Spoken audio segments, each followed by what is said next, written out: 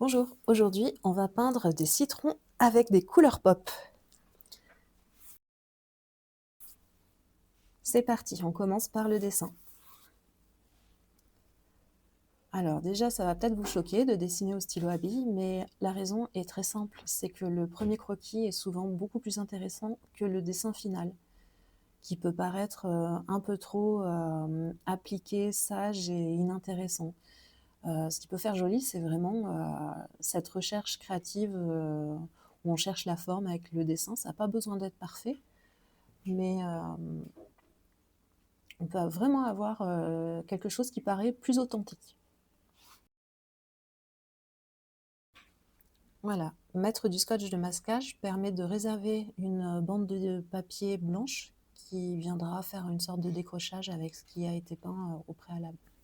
Donc premier coup de pinceau, on a une couleur bleu foncé mais qui n'est pas opaque. Pour l'opacifier, je vais y mettre du blanc dedans.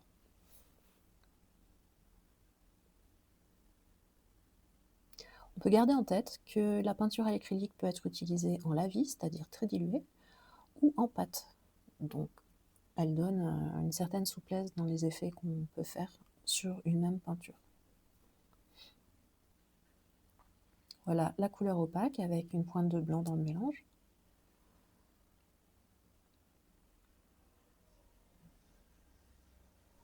Vous voyez que je garde mes mélanges de peinture dans des petits pots en verre qui sont très pratiques pour conserver tout ça.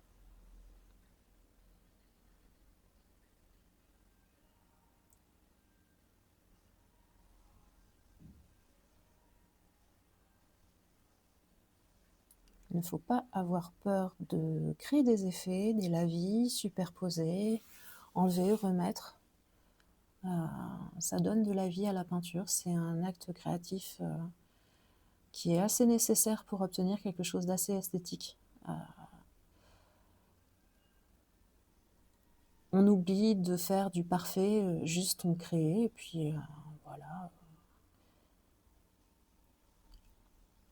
En respectant un petit peu le modèle, donc dans ce qu'il a de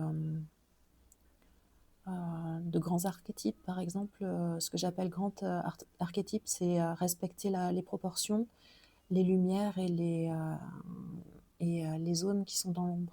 Comme ça, on garde le volume, mais on garde aussi la fantaisie des couleurs.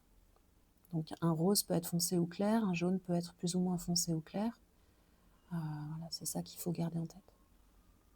Et pas avoir peur de chambouler à certains moments sa peinture pour avoir justement un espèce une sorte de mutation créative qui permet d'aller un peu plus loin.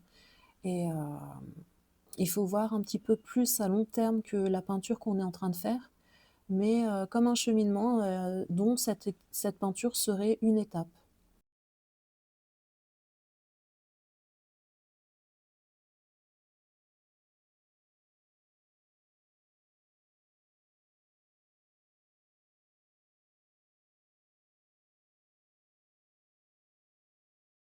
Et là, le petit contour rouge qui n'était pas pensé au départ, mais je l'ai fait parce que je ne sais pas, sur le moment, ça paraissait être une bonne option. Et effectivement, ça rajoute un peu de force et d'originalité à la peinture.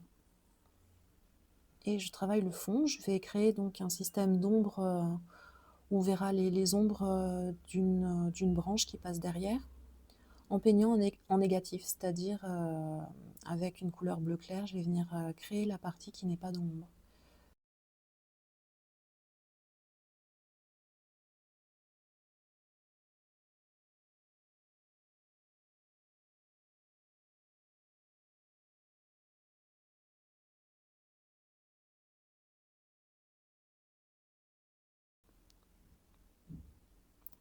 Là, je rajoute les détails.